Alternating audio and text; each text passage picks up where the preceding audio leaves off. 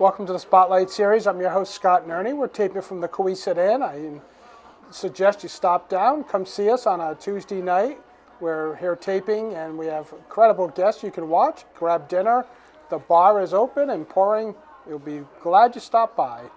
Tonight's guest, a familiar face on our guest seat, Vice President of the Warwick Center for the Arts. Where we'll be talking a little bit about what you're doing there now.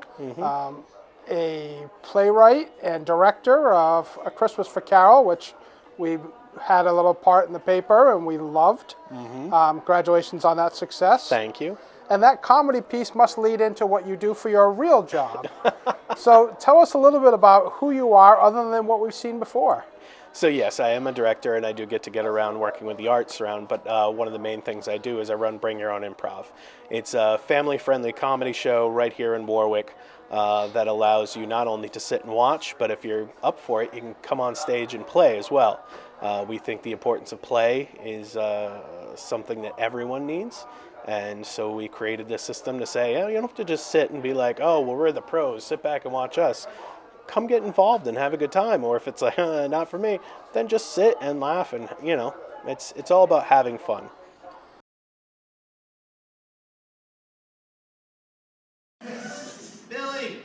Billy. Yeah? Billy, where are you? I'm right here. Where's here, Billy? I can't see you. You should look this way. Billy. I've got my hand here. Hey, Tommy. How are you?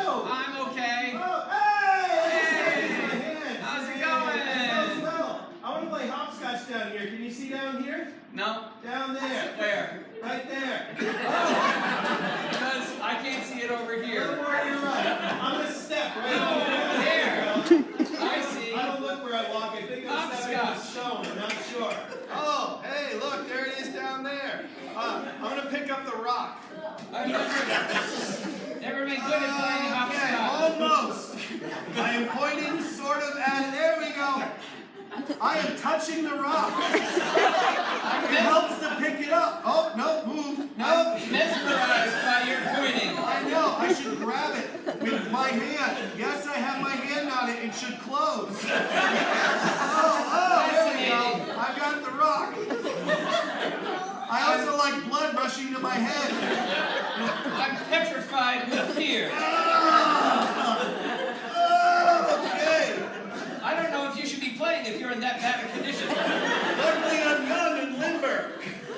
Okay. I'm gonna throw the rock in front of you, and you just jump in front of me. Wait, I'm doing my Statue of Liberty impersonation. Okay, I'll throw it to you, or I'll just put it down next to me. I can't see it. All right, now I hold it. There you go. Here I come.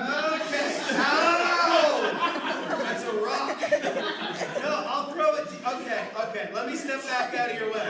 All right. That's forward! I love moving with my weight-bearing leg. Let's go. Oh, God. Oh, hey, look. Okay. I'm just gonna place the rock down. It seems easier. If only I would let go. There it is. Didn't Now, go too far. You go ahead and hop. Sure. I'll watch. I'm very sloth-like. I haven't moved much. Get on one leg. In order to hop, you need to be on one leg. Ow. Let me move. Okay. I'm supporting you there, Billy. Thank you, Tommy. Okay, let me move out of your way. Billy, I should move. I really should get out of your way. I'm barely. Okay.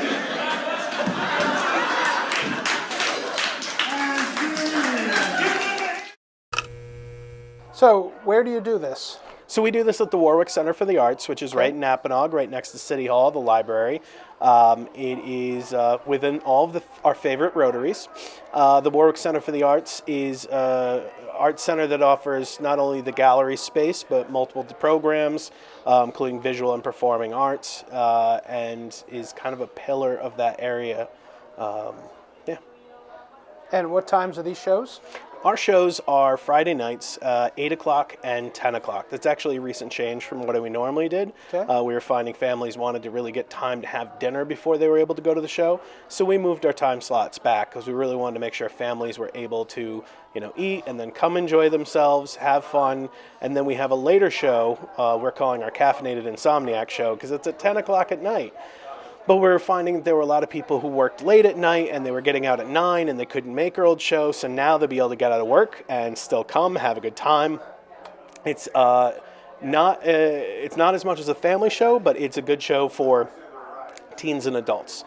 We still kind of think that clean comedy is an important part of what we do, and it kind of is more welcoming. We're looking to be the welcoming place for people, a place where it's safe and everybody can have a good time, and that's generally our focus right now. Okay. So one of the things I think of when I go to comedy places, it's a comedian, if he does 2 sets the same night, it's pretty much the same set. Maybe he'll pick on a couple of audience people, but it's the same. Your show is likely never the same night, same week, same month. Never had 2 shows be similar in my entire life. This is our 16th season. Wow. We do improv, so if maybe you've seen Whose Line Is It Anyway, it's very similar to that. Audience give us suggestions, and we create whatever we're doing right there on stage in front of you. We explain a lot of the games we're going to play, and if people are like, oh, I'd love to give that a try, then they get to jump up and be part of it, and we play the game together, and when that one's done, we move on to the next one. It offers a great time because maybe one game's running a little slow, and it's okay because that's over, and the next one runs like this, and the next one runs like that, and it's consistently fun for people. We don't take ourselves too seriously. We're not about like, hey, look at us. We're going about, hey, let's have everybody have fun. So It's an inclusive experience. very inclusive, very easy. Not a stand-up, not one person talking, but everybody working as a group, as a team, and we're working with the audience too, because your suggestions power our show. So it's everybody being included in the fun. And when you say our, how many cast members do you have? On average, we'll usually run between 11 and 16 cast members, depending the season. Some people, do some things in their life and then they move on, and some people come in. So we ebb and flow up and down. But it's always a good team of people. We're more focused on working with good people who like to have fun but still keep it clean. It's a little bit more difficult as a comedy sense. It can be easy sometimes to swear or make an inappropriate joke, but if you really work for it and getting that clean joke, I always feel better for it. When I can get everybody to laugh and I know that I didn't go somewhere inappropriate for it, it kind of feels very rewarding. And then, good people, because if we're working with families, working with other people, I want good people to be part of the team. I understand you have a youth collective that you've brought people up from just sort of getting interested and working their all the way up to the cast. It has happened for a few of the youth collective members, so we offer workshops as well. On that Friday night, usually starting between about 6 and 6:30, teens can sign up between 13 and 18, and we go through workshops, and they get 4 weeks in the classroom working on things, and then 4 weeks on the stage instead of just one show, because you learn improv by doing improv. The workshops are great and they kind of teach you some basics, but you really learn when you get yourself on that stage. So instead of having an 8-week program and then you get one night on stage, it's 4 weeks in the workshop, 4 weeks on the stage. And a lot of our students keep taking it over and over because there's new things we learn. It's not like a formula. We're running workshops, not classes. And in a workshop, you look at what the students are working on then, and you give them the exercises to help elevate them from where they are. Not teach them like, this is what I think you need to know, but as the teachers, we look and say, what is it what are your strengths and weaknesses, and how can I help you grow as an artist? And so we'll change every class what we do, and then again they get 4 weeks on stage to keep learning it. After a couple of years, some of these teens get really good, and when they turn 18, they are eligible to audition for the cast. And since they already know how we do everything, it makes it usually pretty easy to get in for them, as long as they've been paying attention, listening, and growing. So it has happened to a few of our members that have become full-fledged cast members for a number of years, but it's being part of that program. There are new programs every month or so, you can sign up. We usually do teams of 8. And if you get in, it's $245 for an 8-week session. But if you're a Warwick Center for the Arts member, it's actually only $195. There's a score right there. Exactly. With the membership there, you can make a lot of deal. The Warwick Center for the Arts is great for that. If you become a member there are discounts with all of the programs they do. You even get discounts on our tickets to our shows. And I know you do some shows for corporate events or parties now that the pandemic is waned. Yeah, we were doing some while we were online during the pandemic, but yeah, we do corporate events, school events, birthday parties, whatever that kind of thing. As long as it's there to come and have fun. In corporate events, we'll do a lot of trainings as well as shows. We can come in and utilize improv skills to help them with different work-related situations, whether it's, we've had call centers use us to help them be more fluid and easier to talk with the customers, HR departments to help them listen better, and there's so many exercises with improv. So if a company comes to us, they can tell us what it is they're looking to build for a skill, and we can put a package together for them and say, this is what you need. We also do a lot of school shows because improv could be very educational based. It's really good for that social emotional learning elements. And so, either performing for a large scale, we've performed up to 700 students at the same time, or just a small classroom environment. We performed the classes of 12. Whatever the situation, we can work with it. We also work with nonprofits as well. And then birthday parties, sometimes you're just looking for some good entertainment, and we have that available as well. And so that would be something, whether it's a younger person, because there's adults that are going to sit there and say, maybe they don't want to see a clown event, or a teen or a high school, or someone's planning, I really want to do something different for a graduation party in I've got college one or beat. May or June. We did a wedding once. That was the most frightening show of my life because I'm like, this is your wedding, and if we get it wrong, you'll remember that for the rest of your life. But they've actually become huge fans after we did their wedding. They took a chance on it. They're like, we just want to do something different at our wedding. The show was a blast. The wedding was a lot of fun. And then they've been coming to us for years and years afterwards because we were there, a part of their big special moment, and they had a great time. We had a great time. We had bar mitzvahs, bat mitzvahs, birthdays, graduations. It doesn't matter how old you are. We've done, 50-year-old birthday parties and 60 and 70, anybody can have fun at any age. And so when I say we're family friendly, it doesn't mean we're just for kids. Right. We're for everyone. It just means our comedy's clean. As one conservative family once came to us and said, we don't always agree on all the same things, but we know when we leave, we're not going to have to explain anything to our kids on the way home. And they get to laugh too. It's just everybody laughing and having a good time. But that's the trouble. Sometimes people are like, oh, we're family friendly. I only bring my kids, but it's not for me. No, you'll have a good time and laugh too. Yeah.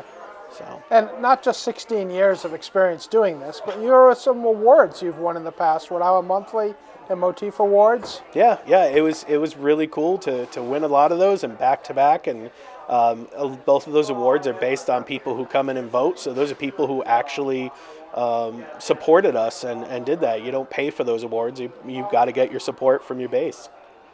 And the reviews. You can go on our site and just see how many people just comment and review, whether it's Google, Facebook, Great. I'm not sure who's reviewing anymore these days.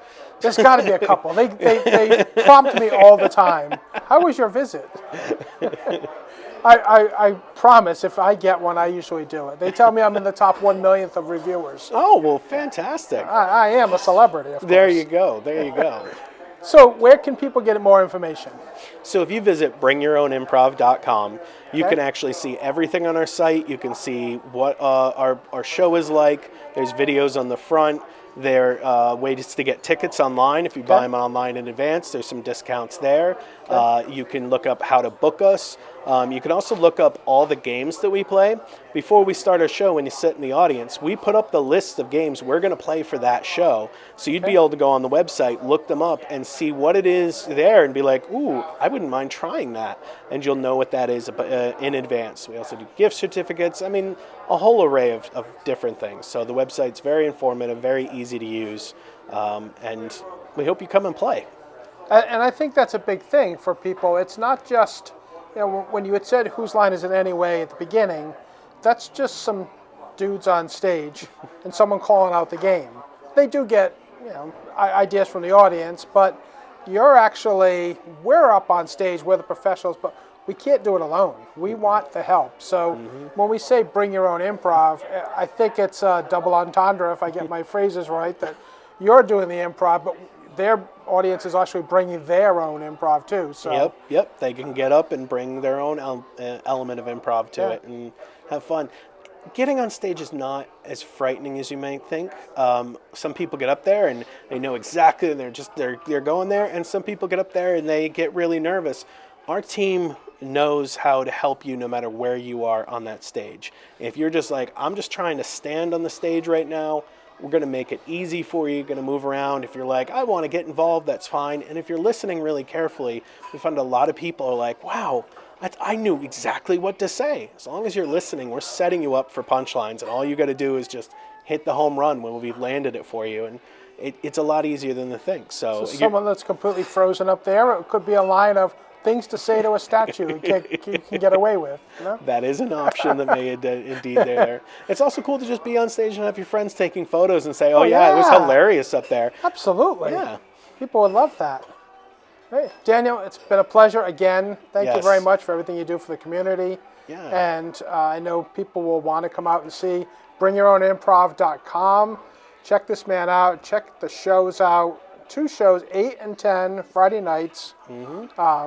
Book your tickets. Bring some friends. You'll definitely enjoy everything that's going on. Yeah, come and play. Thank you very much to you, Scott, to the Rhode Island Wave, and of course to the Cohesive Inn.